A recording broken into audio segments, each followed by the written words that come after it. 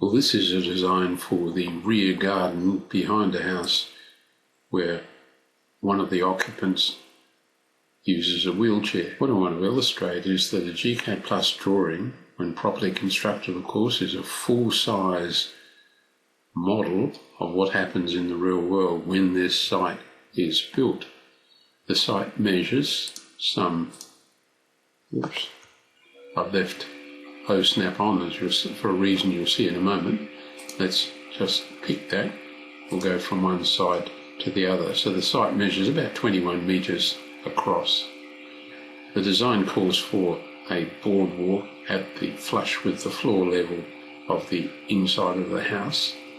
And what I've done is take one of the blocks from the gCADPlus details area, and it's a single block, and here it is, which shows the minimum area required for someone to move smoothly if they are wheelchair bound.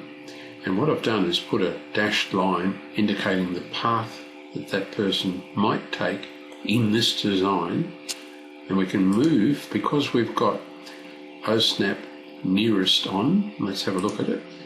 OSnap nearest, object snap is on.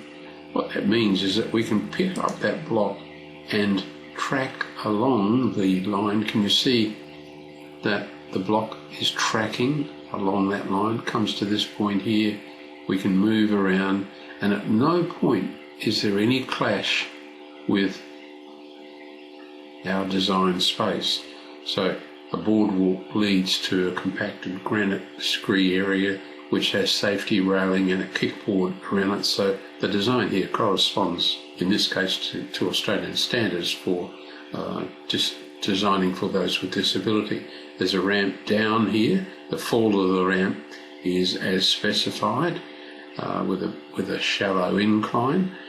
If we pick up our block and move it here to this line running down, can you see that as we move the wheelchair along down here, we do get a clash, but of course I'm moving the wheelchair sideways, so it's quite easy to rotate that wheelchair in a normal direction that the occupant would travel down, and can see we travel down to this turning ramp and we're ready to move on that path and access the grassed area or the shed. Can you see that because you model full size, if you get models of things such as a wheelchair, you can move it through your design and check everything out before this design is implemented. So it's a terribly fundamental and important point to understand that you are designing full size when you're working in a gCADPlus drawing.